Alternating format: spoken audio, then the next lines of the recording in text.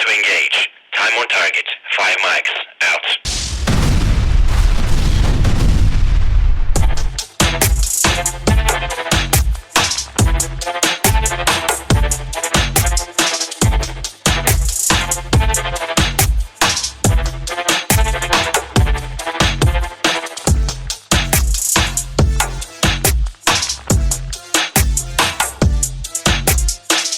Just talked to VBI, and she's safely entering the mountains, coming on the other side of Sisters to go speak to a bunch of Republicans. So lucky her, right?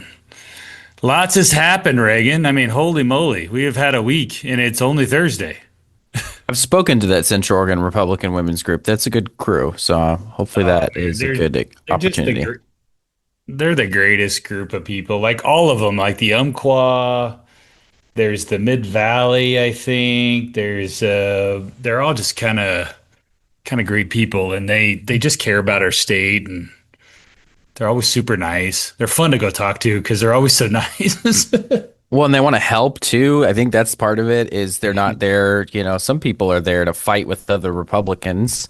What? And they're not. They're really just want to be part of the solution. And I wish more people thought that, honestly. Oh, I get the struggle bus though, because you do get so frustrated sometimes with people in your own party. So I do understand the struggle bus because it does happen to me. Of course, I don't throw fists and stuff at ORP conventions, but I just want to clear up anyone who's seeing that it was a Lynn County Republican who was involved. It's not me. Okay. Poor Connie that had to send out an email, and I don't know if you saw the email that she sent out that kind of tried to clarify the situation and stuff, and it's just kind of a bummer for the people trying just to do the work, right? I mean, they're just trying to get through it and go to fights and blows and denying quorum, but they didn't really deny quorum. They just moved to the back of the room, apparently. And then they said they weren't voting, and I'm like, yeah, but you're in the room. Like, you don't like, right. Like, well, you're not really denying quorum. These are the people that said they walked out, but they didn't actually leave and, kept quorum. And they said, well, I denied quorum. And like, well, no, you really didn't. You were there. And you do have to be gone to deny quorum. I learned that recently. This is 2023. If you're there, you're not denying quorum. And then if you're gone, you are. Yeah, that is apparently that's how it works. So, yeah, your guess is as good as mine. I don't know. Did you ever? So one of the things I haven't participated in ORP platform convention. I've missed the last couple. Have you read the new platform, the skinny down version of the platform? Have you seen that? I haven't read it to know how it is. I started and then I rewrote one down to like a page and a half. And then I sent it to nobody. Hey. But my Cook County group, they Jody Fleck and kind of some of those, they've already gotten a skinny down version. Wyoming has a very skinny down version. Florida has a skinny down version. It's just very, broad stroke stuff, right? I mean, not getting into the weeds. Makes sense. Well, it's the full RNC platform from 2024 is really not that long. It is 20 bullet points, and they're very, very short. So anyway, I think that you look at these: seal the border, deportation, end inflation, dominant energy, stop outsourcing, large tax cuts, no tax on tips, defend the Constitution, prevent World War III. I mean, these are more high level than the ORP things should be. And that's always been a struggle with the platform, is how much policy versus just values and stuff. And a lot of those guys like to show up and just play government. So the platform doesn't matter. Nobody reads it. I firmly believe that the platform is literally just what a majority of Republicans are willing to vote for in a primary. That's the platform. if we all of a sudden started electing all moderate Republicans in the primary, like whatever they believe is the platform, full stop, because that's who you're putting in office to actually take the votes. You can say all day long that you want these people to adhere to the platform, and if not, we're going to primary you. And I've heard that about 200 times, and it almost never happens. So people who say that should really stop, because it's just an idle, empty words. But I do think we would benefit a lot from simplifying the platform, focusing down on what Oregonians care about, not national, not federal, not international policy, and really get back to the core on some of those core values. Yeah, I would agree. I think it's pretty easy to do. I don't think it wasn't very difficult. Like, I didn't have to hit on very many things. I mean, you can be pro-family, pro-life and stuff, and that can be done in a sentence Yep. for a Not hard. platform. You don't need the details, because if you're pro-life, chances are you don't really care about drive-through abortion stores in Ontario. So I think we're probably fine, right? So Yep. I just think that clearly that's how you can make it you could simplify it and make it very easy for people to understand. And I think it also helps when you're trying to register people, right? There's genuinely people out there that go, well, what do you stand for? Right? They know Right. Trump, Right. but they don't really know, the other things. Yeah. So, But again, you're not going to hand them a 20-page document or carry that with you. But a single page, 20 bullet points, yeah, easy. yeah, maybe it goes sits on their desk and then they're bored watching, hopefully not Netflix, but something else. Man, you're always up on whatever Elon's tweeting about. Let me tell you. That's Well, fun. it started with that other cartoon that they put out there that Oh had yeah, no, Netflix has been rough for a while. transgender stuff. So I heard about that a few days ago, and then I mean I don't really watch any of that stuff anyways. And actually, Netflix, I haven't had any good shows lately, so I haven't really been on there in a while. Maybe that's why. Maybe content is, it's so hard to get content that they're just willing to take any, piece of shit programming and put it on there and think they can get an audience out of it. So, I think Netflix has a very LA, New York audience, and that's has a lot to do with it. And I mean, certainly they have shows that they try to aim more at the middle America, viewership, but they're probably the most progressive of all of them. Even Disney knows that they have a lot of Republican people that watch their programming. CBS is probably the most straight down the line in terms of having shows like Landman and other stuff that have actual like people that have conservative. And the smartest thing to do is just put both viewpoints in the show. Have characters that have a more liberal viewpoint and characters that are more conservative. It doesn't need to. The whole show doesn't need to be about that though. And that back and forth is actually the most entertaining part, is watching those things, because it really mimics real life and people understand that kind of stuff. So, all right, well, we got a ton to talk about.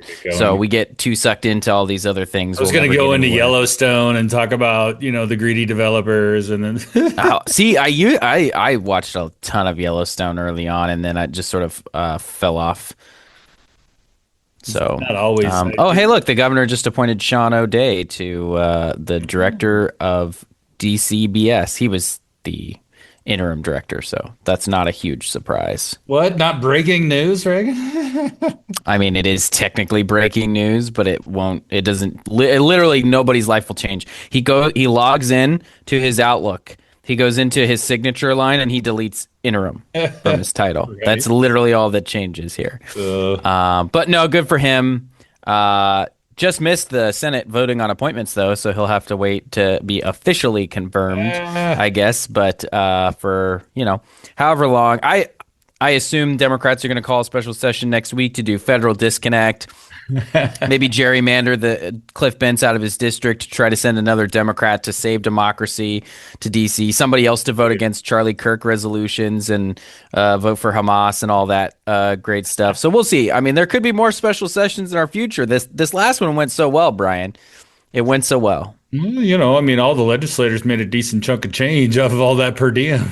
They fixed it. They fixed legislative pay. Call a special session, do almost nothing for like an entire month, get paid every 3 days when they do the pro forma gavel. That's the crazy part about it is for interim legislative days, you get your sheet, and every day that you attended interim days, you get reimbursed. And so good example, Representative Boomer Wright, had a medical procedure. He was appearing remotely. He did not drive to attend legislative days. He did participate on teams for House Housing Committee, but he did not. He wasn't there, so I don't think he got per diem for those committee meetings. But he still got per diem when they did the pro forma session on Monday morning. Despite most of us not even being there, most of the legislators weren't even there for that exact pro forma session. They don't count if they're in the room. It's just they automatically get paid, which is interesting, I think. I'm sure there was a reason for it to being that way, but yes. But now they fixed legislative pay. Just call a special session, the special session to do nothing, and everybody gets paid. They get additional per diem. Did you see, speaking of just the per diem or pay with the government shutdown, we can touch on that one real quick. The federal government shutdown. Yeah. But Hakeem Jeffries they asked him, is he still going to cash his paycheck? and he stumbled. We're not talking about that. We're going to fix that before we get paid again. And I was like, he's so bad. The Democrat, they're fumbling on this one because for years all they ever talked about was not shutting the government down, and they would stroll out some federal worker and say, this poor Joe isn't going to be able to pay his mortgage, and you're going to put him service members. I mean, a good example. The military doesn't get paid during a shutdown, or at least not all of them. He should just agree to donate his salary to pay rent for his employees, his staff while they're laid off, furloughed. Because even though I know at least one person working in the federal government who got designated as essential, and so he's texting me, "Hooray, working for no pay." Anyway. While they're all looking to get furloughed, hey, I'll take a week off or so. Sounds good. Go play some golf while the weather's still good on the East Coast. There you go. But yeah, so the shutdown, I think one of the fun things about the government shutdown is it's like the Oregon Senate Republicans took their 2023 walkout playbook and then they just handed it to national Democrats and like, here, use this. Because I see so many of the exact same talking points. Brian, do you remember when we, Senate Republicans, denying quorum, said, well, Democrats control the governorship and the House and the Senate. They're in full control of everything, and all they have to do is negotiate. And that is literally what Democrats in D.C. are saying right now. And I just laughed at that so hard because politics is always changing and it's always the same. Yeah. And so I constantly am texting Democrats in Oregon who are very quiet about the government shutdown for the most part, by the way. You notice they're not saying very much about it. No press releases talking about how this government shutdown is so horrible because they know House and Senate Republicans will smack them immediately for that because they said all the same things that the national Republicans are saying right now. We're just business as usual. You got to show up and do your job, all that stuff. And so it's really entertaining to just watch all of that happen in DC and go, oh, deja vu.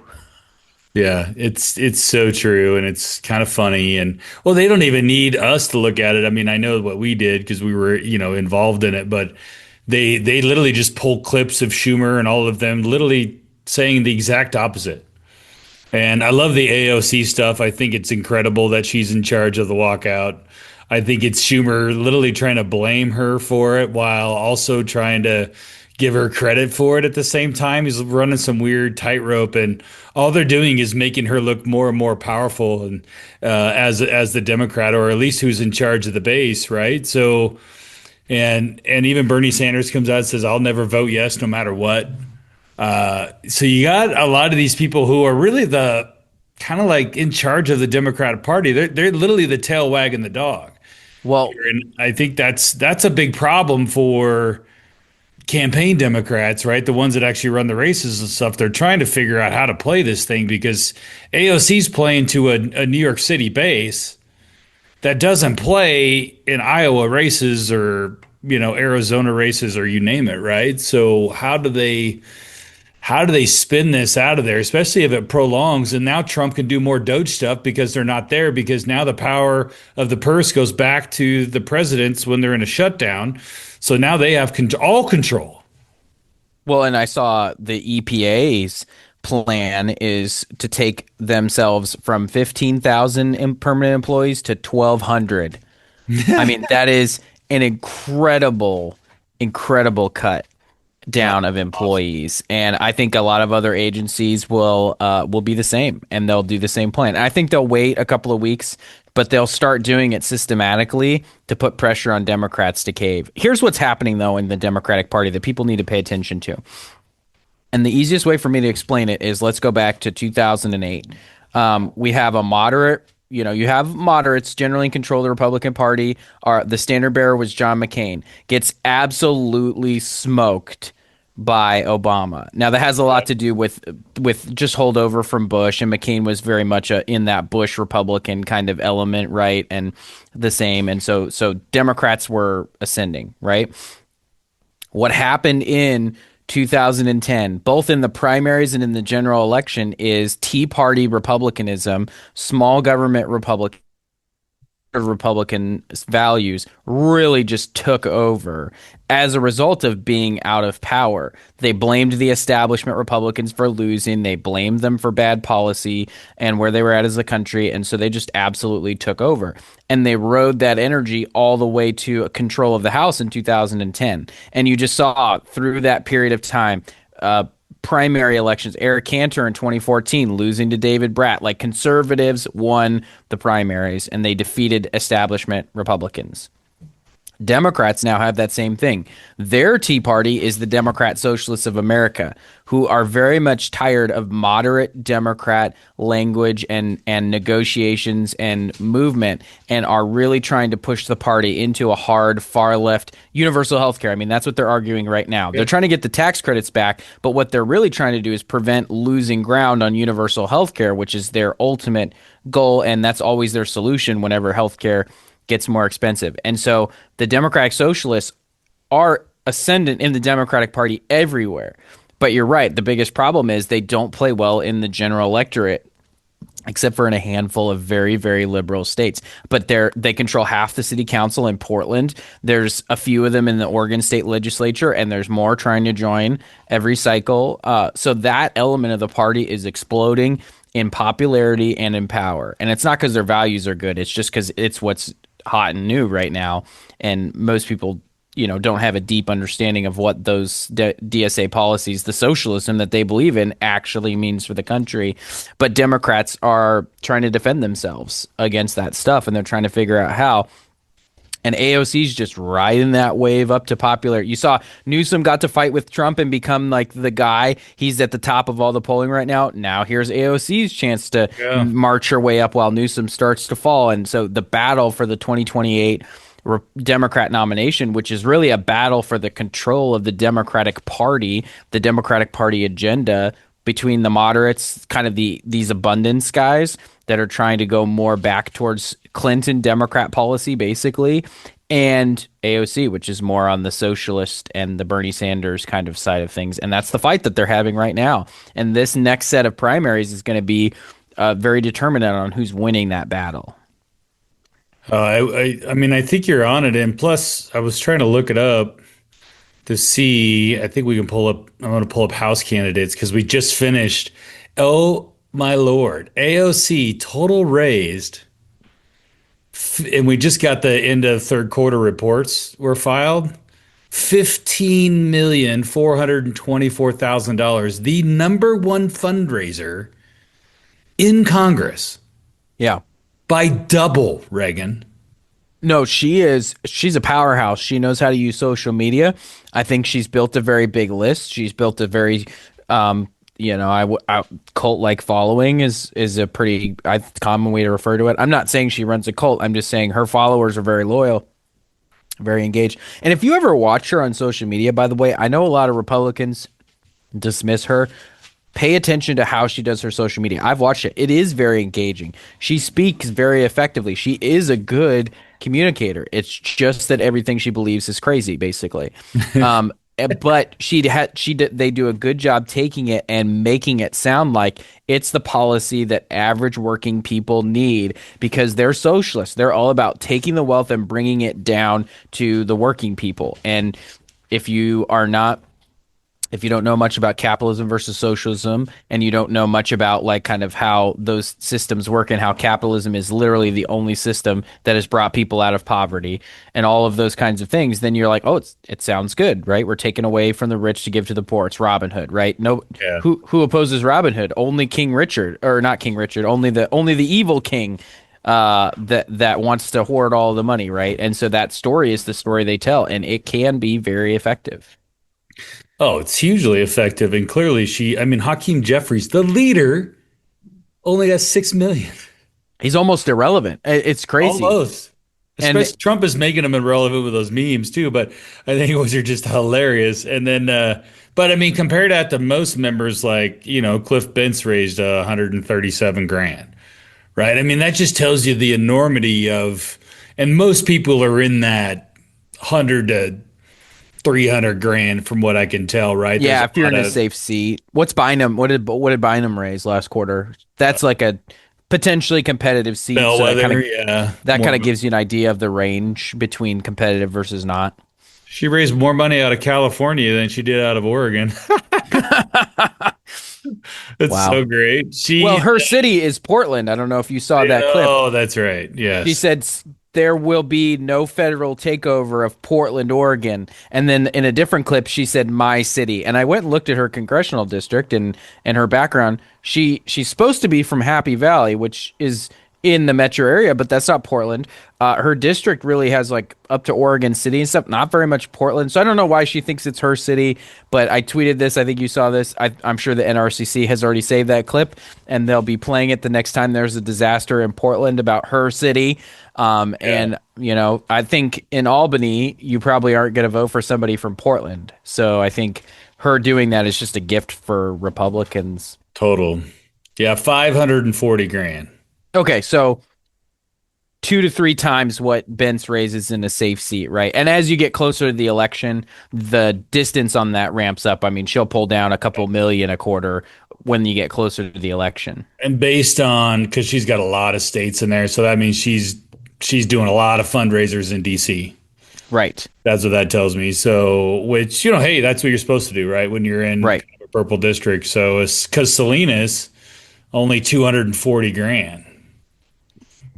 So that's really not the best for Salinas. I think somebody's got to be hitting a few more fundraisers, and Dexter only 200 grand, but I mean that's about as safe a seat as they come. So I think Salinas is probably sort of hoping that this is going to be, and I think this is where you lose, is if you think, oh, my seat's safe, right? It's going to be a blue year. That's when you get beat, is when that stuff doesn't happen. I mean, we had all these races in 2022 that we thought was a Republican wave year, and then we lost a bunch of them, local, state, federal. I mean, so the minute you get lulled into that sense of this is going to be a good year for us, I don't have to do anything, that's when you lose. well, especially like Salinas, because she still only beat Erickson by like 19,000 votes. It's not like it was a landslide, and Mike did literally nothing. And Erickson was a rerun, right? That wasn't even his first. That was But he didn't even really spend any money. I mean, he's still like 50 grand, I think. It was That's crazy. pretty crazy. Imagine what would have happened if he had actually invested money. I mean, crazy. I just don't think. I mean, Mike's just not electable in that district is the problem. But that tells me that somebody that's got, you know, a nice resume, a good resume that can kind of solidify some of that thing, they could probably have a shot. I mean, that one may even be a little bit better than 5. I mean, it's. I interesting. don't disagree, because there's a lot of really strong rural area in that district, and 5 has a lot of urban chunks to it. The way they drew it, a lot of Bend, a lot of Oregon City, right? So yeah.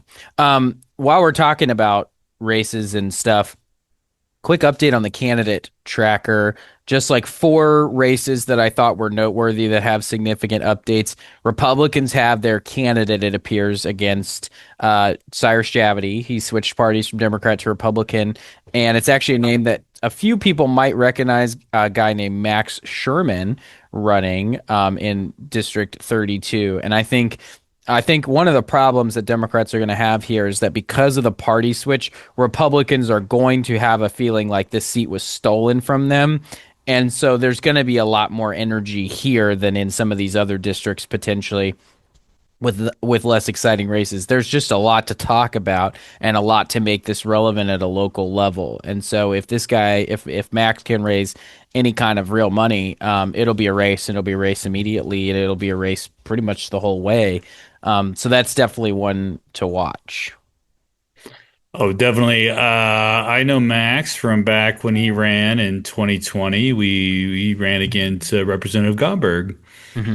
and actually ran a pretty decent race. Got no real funding from the caucus. They didn't see that one, but I don't think anybody thought we were going to win Anderson's race either. And we wall up the field, and they didn't draft behind us with Max Sherman, and Gomberg sneaked away one because we could have snuck that one out of there because Gomberg didn't see it coming. And I think Max only lost by 700 votes. Like it was pretty close. His website or his Facebook page is still up, and he has this post. When was the last time you remember a politician willing to work for free? This is 2020. When we elect Max, he'll donate his legislative salary to community nonprofits. Huh. Yeah. Interesting. I've never seen that before. Yeah. No, he's a good guy. Kind of lives in southern Tillamook County, if I remember right, and out that way. A lot of people know him. I think Betsy Johnson's helping him. Oh wow. See, that just tells you how um I just think strategically for the way Javadi's going about his party switch, it's not going to be a winner. I mean, if you can't, Betsy Johnson's been a Democrat and an independent and holds a lot of Republican values. So if Betsy isn't with you on that whole thing, I'm not even sure why you'd be doing it, honestly.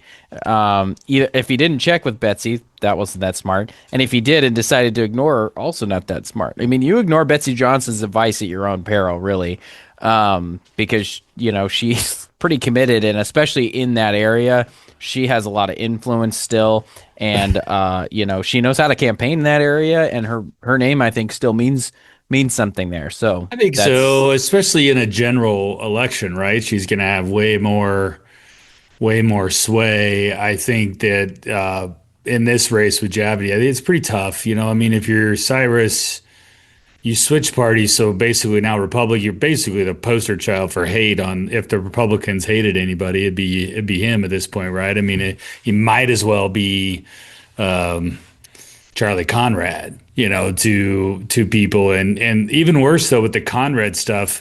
None of the members really kind of came out, but we're seeing a lot of the members come out against Javadi. So I think there's definitely a little bit more visceralness, and then Javadi's not kind of.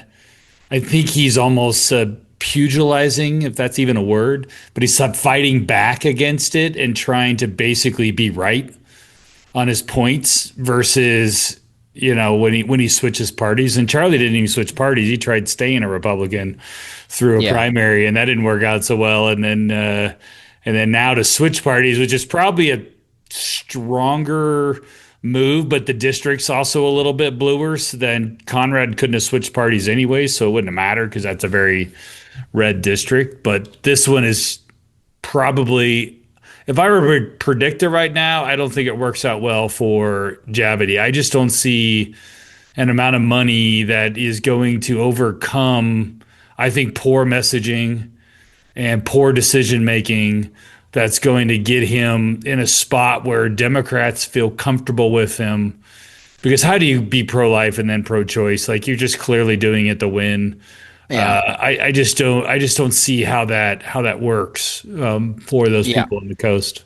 I agree. And now pro-tax after being anti-tax, again, it's really I don't have a good way to explain it. I have a good way to explain switching parties, and you can adjust your values a little bit in a way that makes sense, because you can talk about how, I've thought and understand more. I've always thought this. I've always thought that Kurt Schrader could have switched parties and gone like half pro-life, been like against late-term abortion, and then stuck with his guns and his farms and just really like drove into that. And he'd still probably be in Congress today if that happened, but he didn't end up doing that for whatever reason. But that is a party switch that made sense because Schrader was already perceived as kind of conservative or at least moderate on some of these issues. And so you really just lean into that stuff a little bit. And that wouldn't have surprised anybody. It would have made Democrats mad, but they were already primarying him. So who cares, right? And again, I think if Javadi had approached it with a little bit more nuisance and a little bit more, hey, I'm just a little bit frustrated with Republicans. Hey, that's understandable. A lot of us are frustrated. Even Republicans are frustrated with Republicans. But he switched his values so hard, so fast. I have a hard time keeping up with that, and I think that that's going to be challenging. Yeah. Another race that is going to be super interesting, and back on September 15th, so like 2 weeks ago, according to her press release, Salem City President Virginia Stapleton, now in the actual press release, City Council President. So she's not the president of Salem. She was the president of the Salem City Council, a generally worthless organization or council. But she is running for Senate District 11. She's trying to win that Kim Thatcher seat that Democrats really want to try to pick up, that would really make their advantage in the Senate just overwhelming. And her campaign's already toast because Teresa Alonso Leon, the former representative from District 22 and Hispanic, obviously, against a white Democrat, is now running for Senate. And so I'm sure Virginia Stapleton, as an advocate for people of color, will drop out and immediately make room for Teresa Alonso Leon, who ran in Congressional District 6, actually, came in like fourth. It was it wasn't that.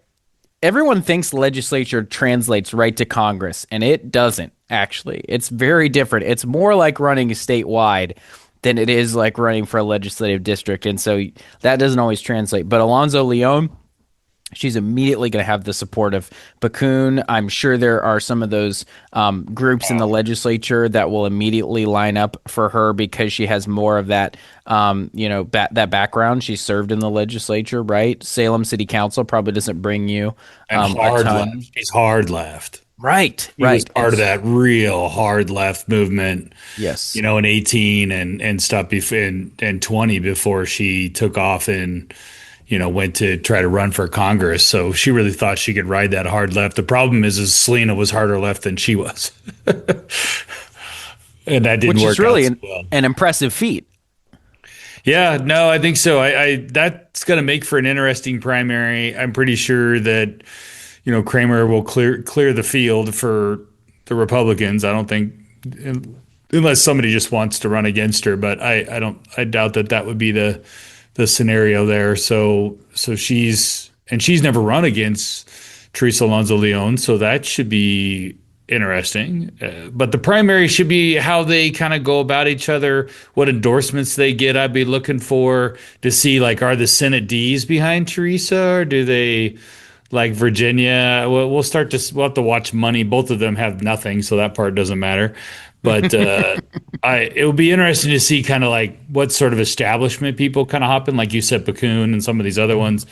That'll be really what to watch there, because I'm sure good Senate Democrats would be doing a little polling to see who matches up better for them and kind of go from there. But that could make for a tough race, Reagan. If they want to give me the $25,000, I don't even have to pull it for them. Alonso Leon is clearly a better matchup against Kramer. You don't want to be running Virginia Stapleton in Woodburn. There's no scenario where that makes sense.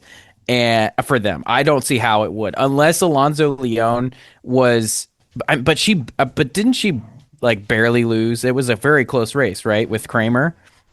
She didn't. Or did she leave? She left before. Left before, yeah, because Kramer ran against Medina. That's right. So Medina. Yeah. So I mean, I think generally Alonso Leon was liked by Democrats and by her district. So I think so. I do not see how Virginia Stapleton is a better option unless the problem with Latinos going Republican is so bad that you actually need to work hard to pick up more white Democrats. But even then, I think Teresa Alonso Leon is the better candidate to pick up white Democrats and moderates in Salem because of how hard they're shifting on this people of color and promoting them and making space for them and all the things that Democrats talk about on that front. I don't see how Stapleton wins this race, but I've never listened. I've listened one time to her Demo Brats podcast. I'm sure there's going to be great content on there if this primary continues. So we have that to look forward to. But just one last point on this one too is I agree with your assessment. I mean, to be fair, your assessment is probably spot on as much as I want Stapleton to move forward.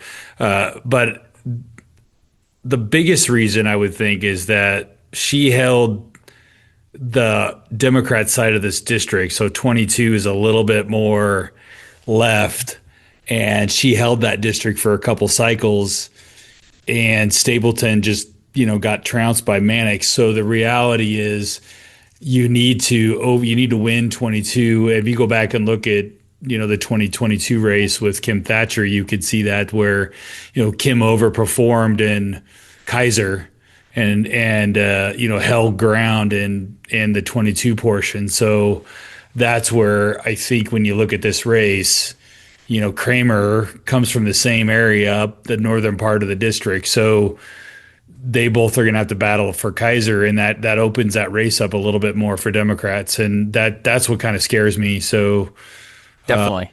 It was a good move by Dems, whoever got her to run. It's very much like almost recruiting Leslie Munoz. I mean, it's about as close as you can come to recruiting her without actually recruiting her. The previous Democrat to hold the seat. I mean, it makes sense. Okay, Brad Hicks. So Republicans have landed the candidate that they've been recruiting for at least the past 30 years in Senate District 3. Brad Hicks, former CEO of the Medford Chamber, and I know he's done a bunch of other political things. I don't have his resume in front of me, but this is the guy that every 4 years Republicans call and say, hey, would you be willing to run for Senate? And every time he goes, maybe, and then no. And this time he's filed. So I'm super interested to see, obviously, if they've actually recruited him and he's staying in this race. I don't know if Jeff Golden running again impacts his decision because we don't know what Golden's going to do. We suspect he won't run again, but who knows? But having Brad Hicks as the Republican candidate probably discourages Golden from running in some ways, I think, because it'll be a very hard campaign. And Golden's doing nothing but getting older. I mean, we all are, but Golden's getting up there. I mean, I see him often using a cane and stuff like that to get around. So I don't know if his general health is good and if he wants to do it another 4 years. But that'll be. I mean, that's the race for Senate Republicans. You put every dollar you have in that race, every spare dollar you have in that race, and then you go find more spare dollars and you put them in that race because the Senate Republicans have to win this race this cycle. Well, yes, or in 2030. But I mean, why wait, Brian? We got to win it sooner. We got to win it now. You're going to keep trying, right? I mean, yeah, right. It happens. I mean, we came closest in Southern Oregon with Dave Dotterer, right. And then of course, then we won it, right? And then Alan DeBoer resigned, and then we lost it. And 2018 was not a good year for Republicans, so that didn't work out so well. And that was the one lady. That's very kind of you, Brian, but I'm going to be honest. I ran the Jessica Gomez campaign, and I'm not sure we had the right candidate in that race either. Fair enough. I wasn't going to kick people when they're down. I like Jessica. I think she's a nice person. She's since moved. She's not even living in Medford anymore. They're gone. Oh, wow.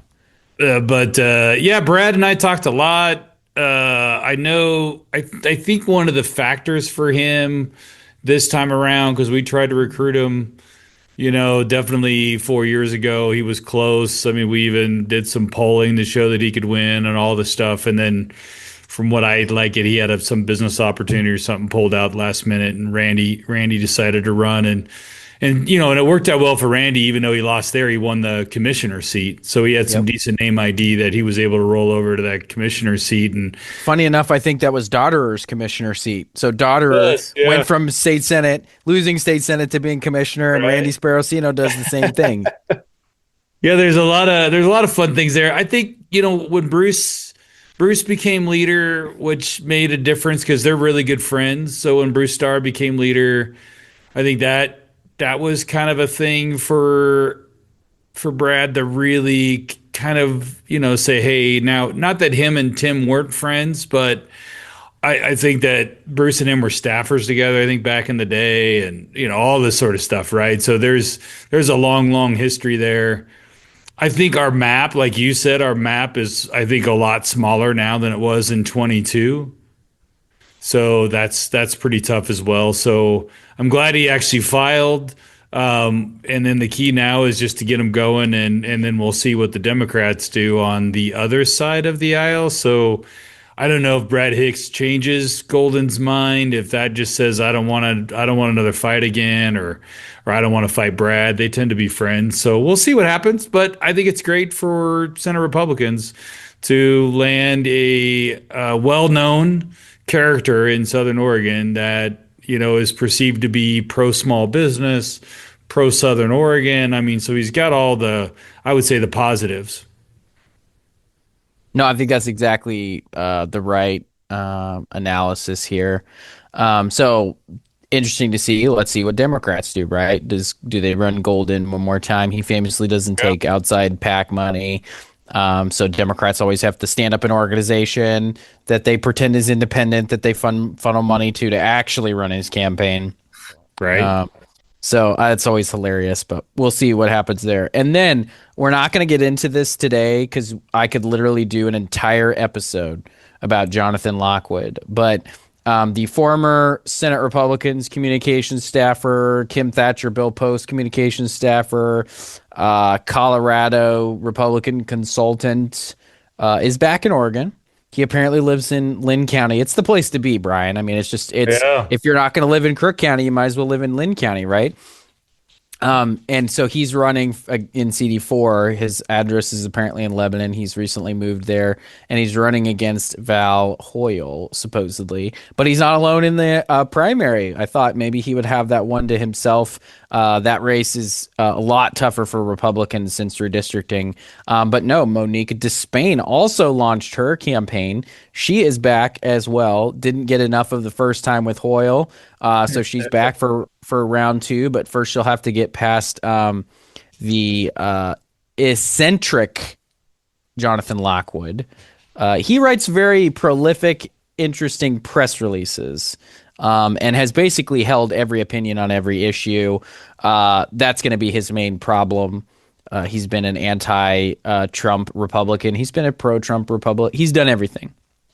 If you think of that old ad, I just saw it the other day, John Kerry, whichever way the wind blows, he's on a parasailer. He was for the Iraq war before he was against it. That's all Jonathan Lockwood is. The other problem Lockwood will have is he will not be able to raise any money.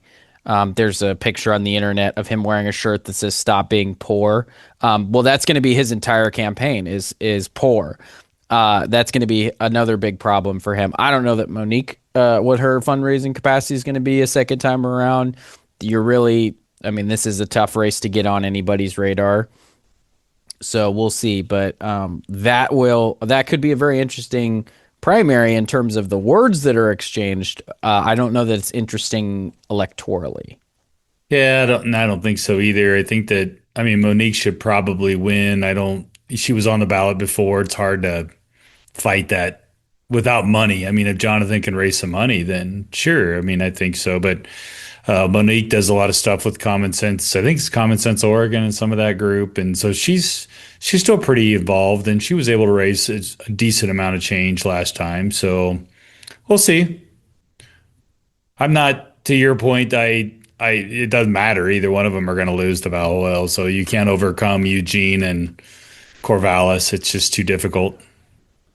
I think you could bring back Vera Katz as a Republican and she'd still lose to Val Hoyle. It's literally like, it's not a winnable race for Republicans. No.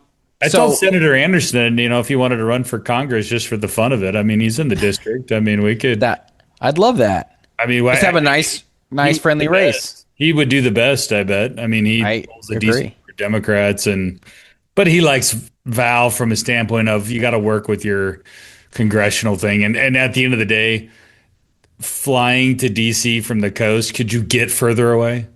No, you can't. You literally can't, Hawaii, actually. I guess. Oh, I suppose, yeah. But here's the thing too. I think I like that just because I don't even think Anderson would run negative. He'd be like, "Yeah, I agree with my opponent, and I like working with her, and I'll still work with her even if I lose and all that." I think it'd be kind of a totally different type of a race, and I think I'd love that. But all right, so speaking of different races, I gotta start this, and then I gotta go grab Owen because he's apparently awake. Because my dogs love barking really loud when he's napping, which is very frustrating. So we have a new House Republican leader, and it's Lucetta Elmer. And I was just realizing this, Brian, this morning as I was looking at the press release and stuff. Starr and Elmer are from the same districts.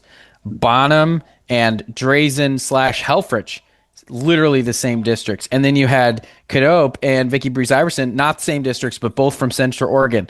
Isn't that the weirdest thing? How the leaders all seem to come from the same region? That is kind of, I didn't notice that until you put that in our notes. And then I was like, wow, that is pretty wild that it's kind of been that way for a while, that there's that. So, and didn't we have that as well when we had Wilson, Carl, and Herman? And then Ferrioli and McLean too. Yeah, yeah, that is a very. I mean, I guess we're all either from Southern Oregon or we're all from Eastern.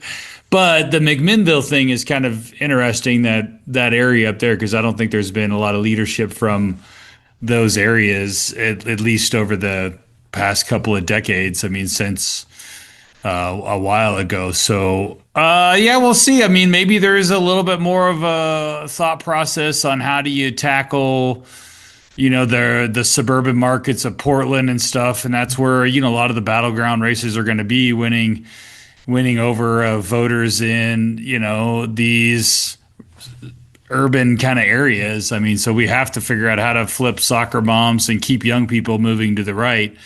I think the old white hippies are pretty much all voting hard left at this point. So the boomers, I think at this point, boomers are done. They've decided they want to be hard left. So we just got to go after women and young people, and the guys are pretty much with us. So and hopefully they have a plan. I don't know. We'll see. They'll come up with a strategy. I'm glad that whatever has happened, the best thing that has happened is that we had leadership changes in September and not in April, because when you're the leader, your whole job is to raise money. And if you can't raise money, it doesn't matter. And so they at least have a decent runway starting in late September, early October, now that they can finally go raise money again, it's a decent opportunity for us to, get out there and start making the pitch that this isn't going to be a bad Trump year, and Oregon's worth fighting for, and here's our slate of candidates, and blah, blah, blah, blah, blah. But raising money is going to be everything, Reagan. And Tim and Vikki set the bar at $16 million roughly. And that was the last time we won. So if you want to win, there's your number. And we'll see what happens in regards to if they can actually raise or come close to that number, because we can't compete without dollars. And we know that the unions will pour whatever they have to keep their majorities and to come closer and closer to that 2/3 veto-proof majority. Well, and even, I mean, you saw, especially that 2022 year, they had to go out of state to protect their majorities. They had to go get national money, and typically they don't have to do that. And so that's really, and which is really frustrating, of course, because we raise about as much probably national money as we could, but national money goes, Oregon, where is that? Yeah. Usually have to explain to them where the state is and why it matters, and a lot of times, unfortunately, it doesn't. You were very telling the other day. We were talking on the phone, and I remember you said this, that Oregon in the politically, like the left side, really wants to be Vermont and those very liberal Massachusetts, kind of like very, and just have these kind of 20% of your legislature is Republican or something, and everybody just gets to be running around in a liberal bastion, and that's just the way the world is. I don't know if we'll get there because we have too much. We have too much land, too much rural lands in Oregon that kind of keeps us a little bit on the right-leaning side of the fence. But definitely, the Valley is really from Eugene to Portland. They would love that that liberal bastion, but Albany wants to go there. Hopefully Lynn County keeps them at bay and we can keep fighting. I just don't know if we can ever get above that 43%. I think that's really a tough number for us. And with gerrymandered districts, I think it's going to be pretty hard. It's a pretty tough lift for us. So we need a little bit of help. We need a little bit of national help to get there, and a ton of money and a ton of hard work. And good luck to both of those leaders to put in the work and the time and be able to convince. I mean, I'll be out there on the front lines working on these races. So I'm hoping, they raise as much money as humanly possible. So one of the other important note, because Elmer was deputy leader, then they held the leadership election for that. That's Alex Scarlato's now, as he continues his climb. It seems like he's always been, he ran for Congress, he's run for county commissioner. He's always had the ambition, obviously, to move up the ladder. So he continues to do that. That's something to watch, obviously. And then their first test really comes, and this is really another piece of news. Bruce Starr went out there on social media and did a quick post. He says, Ed Deal, Jason Williams, and I will be chief petitioners who will run a referral to voters of devastating gas, payroll tax, and fee hikes. When compromise and chances for bipartisanship are ignored, the people of Oregon deserve a vote. So they're getting started on that process. Yep. Remains to be seen how long the governor holds. She has 30 days after sine die, which, by the way, didn't happen until Wednesday. They held it open for executive appointments. So the sine die date for the special session was yesterday. And so that does kick out the signature gathering some, but it also kicks out the 30 days she has to sign that bill. So we'll see how long she holds it. I would assume she would hold it some to try to prevent Republicans from gathering the signatures. As far as we know, there isn't big money behind this. There's no auto dealers, there's no truckers, there's no AAA. Those folks are all part of the bill. The governor got them in the coalition for the bill, so they're not going to come out and oppose it, I would assume. So this is really grassroots plus whatever money Republicans can put together. And my guess is that most of the lobby and business groups will not give to Republicans while this is happening because they don't want their money to get sucked into this effort.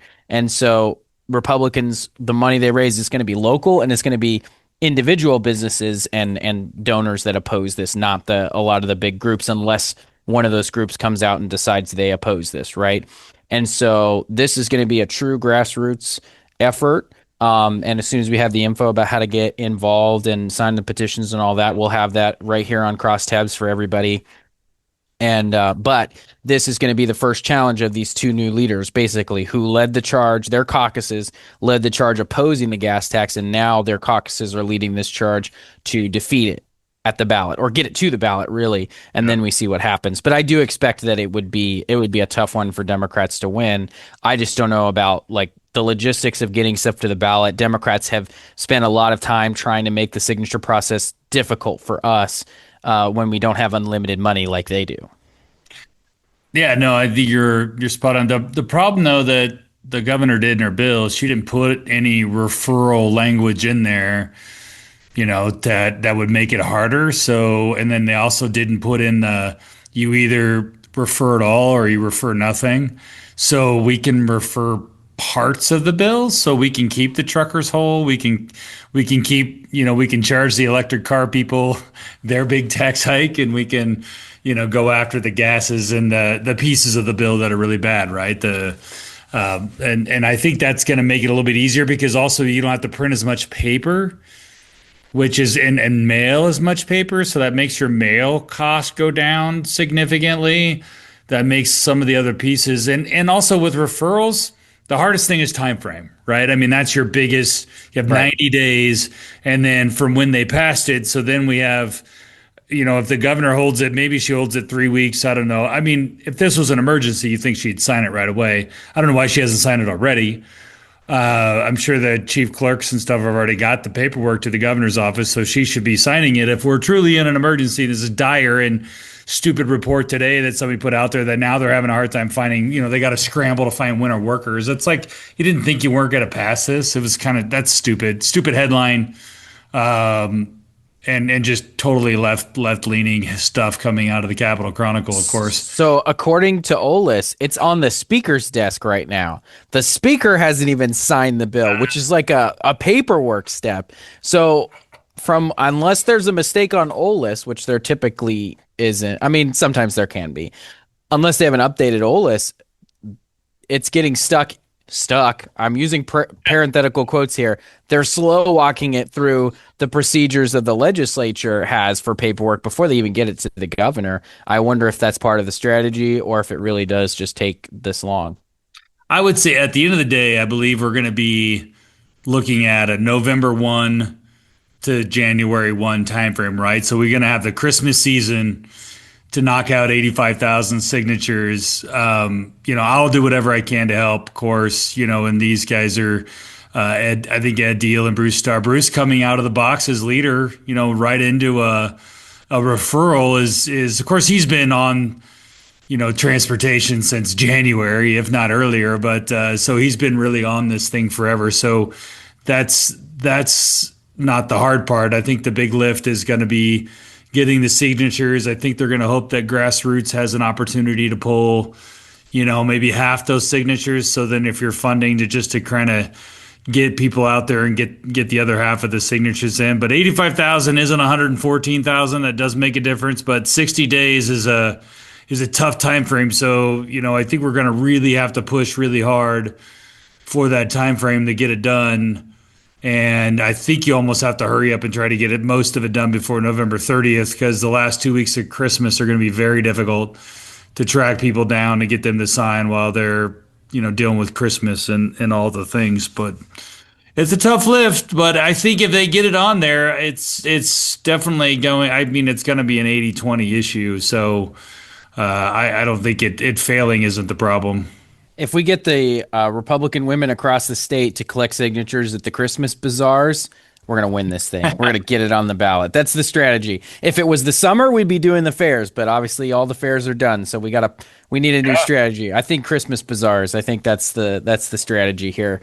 That all happens around Thanksgiving and stuff. We can make that happen. Absolutely. So, I mean, that's going to be a story to follow. And that really, that has a huge determination.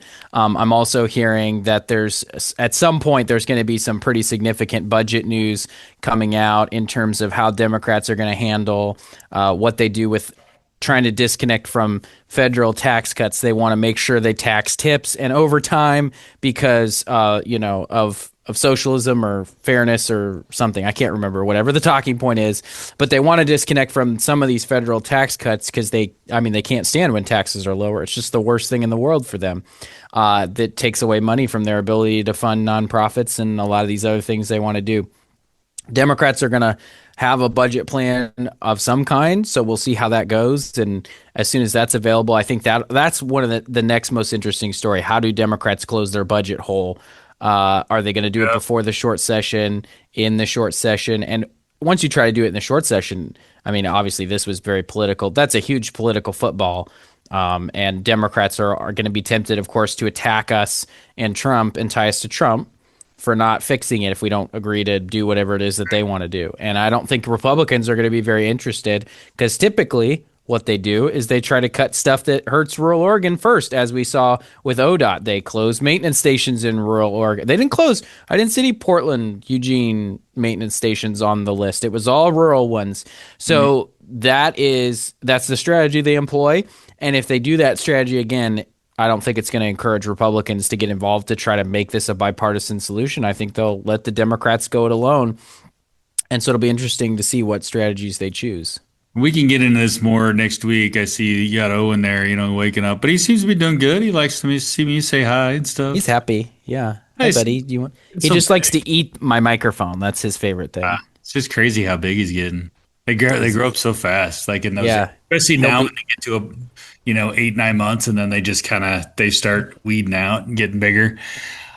I was having some conversations with some agencies over the last few days, and they're all trying to get rid of their money that's in their buckets of money because they're afraid of the sweeping of money, of buckets that aren't being spent and positions that aren't being filled. Like, you can see the suck of the co-chair Lieber reaching out and stealing all of that money back to reallocate where they need to. And I think that's what will probably happen in short session is they'll try to see how much money they can sweep out of all these agencies that's unfilled money and sweep it back in so they can reallocate it into the projects that they want to make sure is funded, like drive-through abortion stores in Ontario and, And I think this is the worst thing about being governor and being the Democrats is you go out and governor sends them all a letter saying, hey, budget times are about to get really bad. No out-of-state travel, hold your open positions, all that stuff. We talked about that.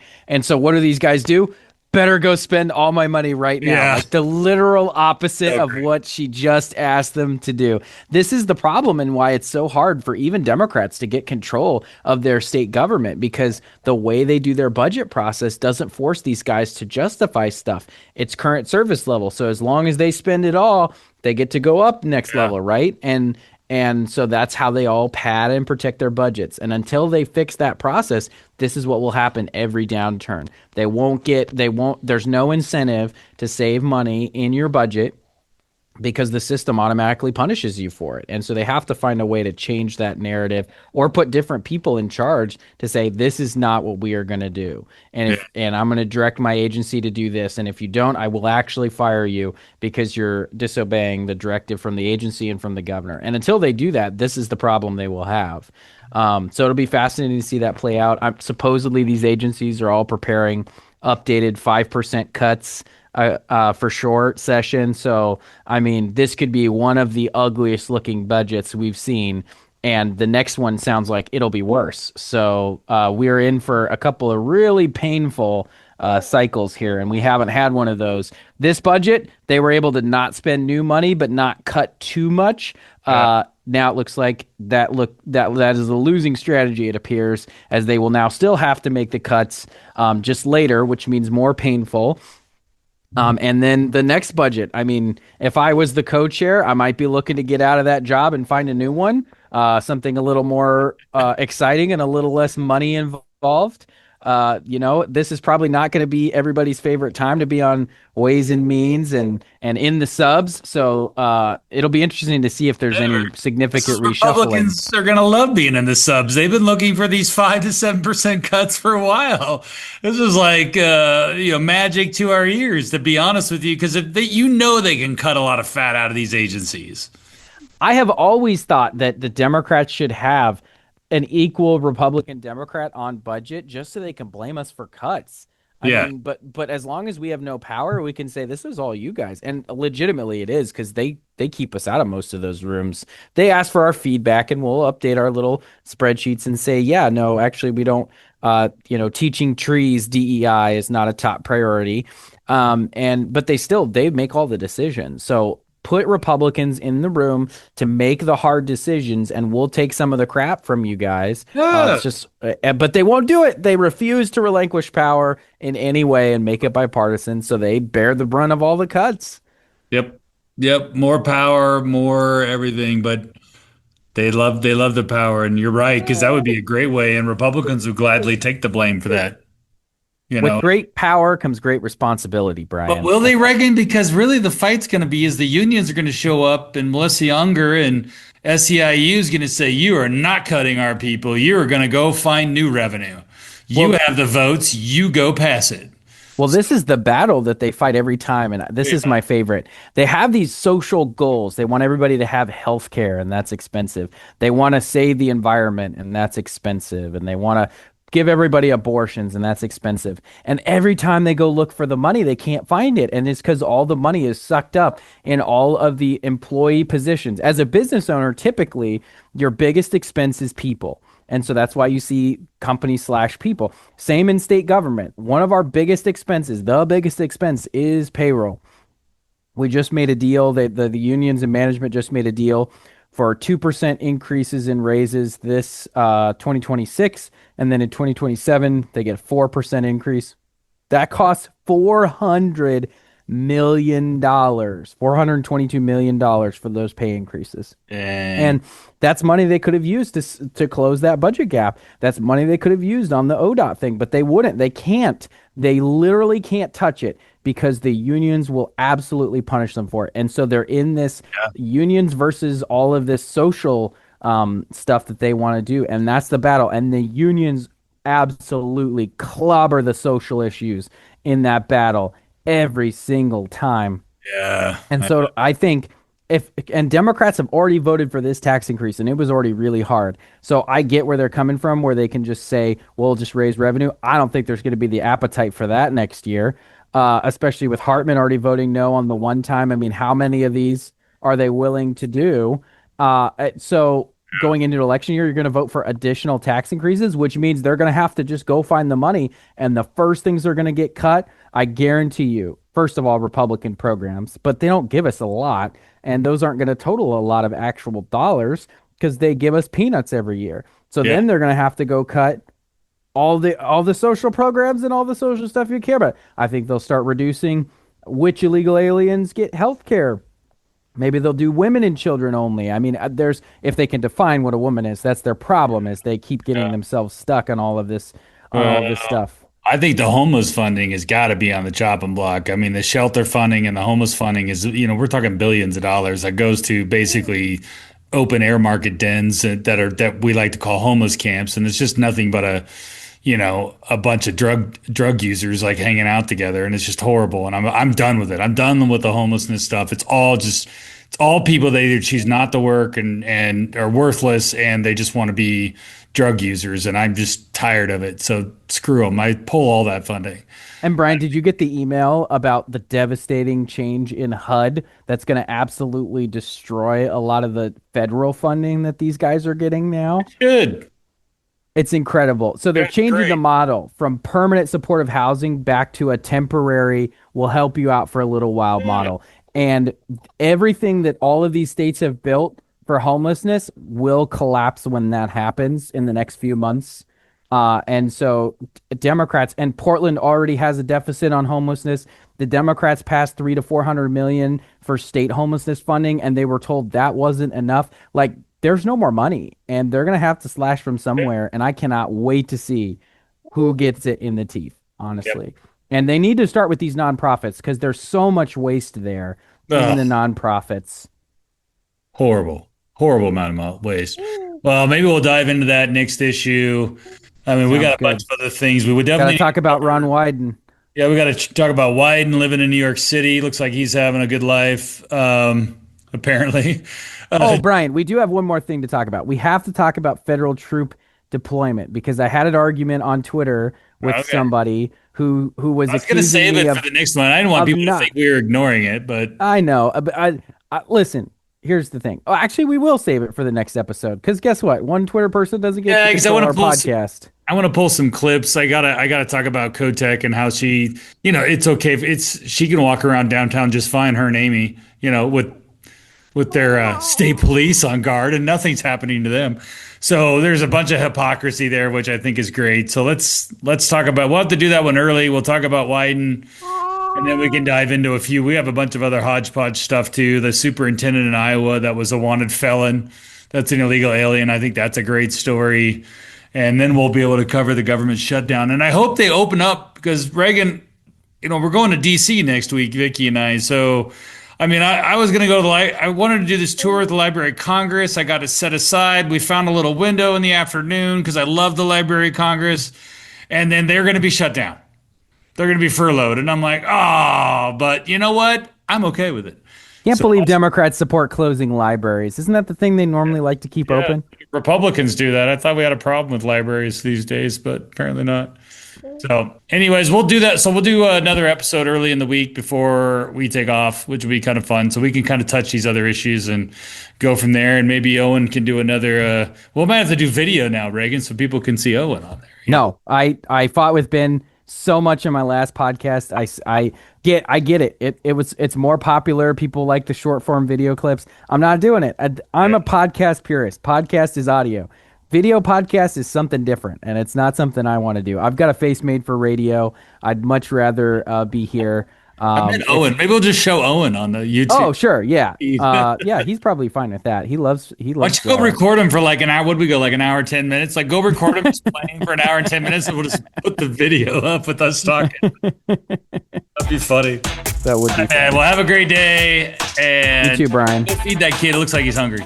Yeah, I think he must be. He wants to eat everything. See you, man.